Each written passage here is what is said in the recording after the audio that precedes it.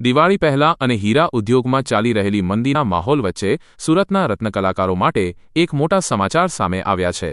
રાજ્ય સરકાર દ્વારા રત્નકલાકારોના બાળકોને સ્કૂલ ફી ભરવા માટે જાહેર કરવામાં આવેલી શૈક્ષણિક સહાય યોજના અંતર્ગત સુરતમાંથી રજૂ થયેલા લાખો ફોર્મમાંથી 26,000 જેટલા ફોર્મ રિજેક્ટ કરવામાં આવ્યા છે। આ શિક્ષણ સહાય પેકેજની અંદર 74,000 કરતા વધારે રત્નકલાકારોએ સુરત ખાતે ફોર્મ ભર્યા હતા, ત્યારે 50,000 ફોર્મ પાસ કરવામાં આવ્યા હતા અને 26,000 ફોર્મને રિજેક્ટ કરવામાં આવ્યા હતા।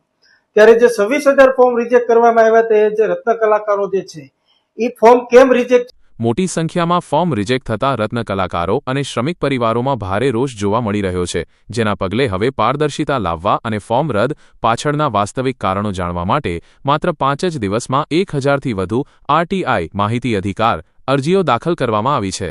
સુરતના હીરા ઉદ્યોગમાં લાંબા સમયથી ચાલી રહેલી મંદી અને વૈશ્વિક પરિબળોને કારણે અનેક રત્નકલાકારો બેરોજગારી કે આર્થિક સંકટનો સામનો કરી રહ્યા છે। આ પરિસ્થિતિને ધ્યાનમાં રાખીને ગુજરાત સરકારે રત્નકલાકારોના સંતાનોને રાહત આપવા માટે સ્કૂલ ફી સહાય યોજના અમલમાં મૂકી હતી। આ યોજના હેઠળ નિયમો મુજબ પાત્રતા ધરાવતા રત્નકલાકારના બાળક દીઠ સ્કૂલ ફી પેટે ચોક્કસ રકમ મહત્તમ 13,500 રૂપિયા સુધીની સહાય સીધી ચૂકવવામાં આવનાર હતી। સુરતમાંથી આ સહાય મેળવવા માટે અંદાજે 74,000થી વધુ અરજીઓ કરવામાં આવી હતી। જો કે તંત્ર દ્વારા કરવામાં આવેલી ચકાસણી બાદ મોટા પાયે ફોર્મ અમાન્ય જાહેર થતાં વિવાદ ઊભો થયો છે।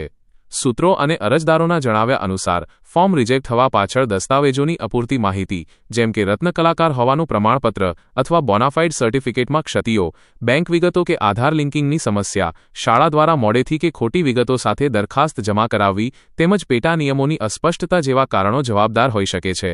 સરકાર તરફથી સહાય મંજૂર થયાના દાવા વચ્ચે હજારો રત્નકલાકારોના અરજી ફોર્મ અચાનક રદ થઈ જતા શ્રમિકો મૂંઝવણમાં મુકાયા છે। ફોર્મ કયા ચોક્કસ આધારે અને કઈ ક્ષતિને કારણે નામંજૂર કરવામાં આવ્યા છે તેની સત્તાવાર અને લેખિત માહિતી મેળવવા માટે સુરતમાં છેલ્લા 5 જ દિવસમાં 1,000થી વધુ આરટીઆઈ અરજીઓ કરવામાં આવી છે।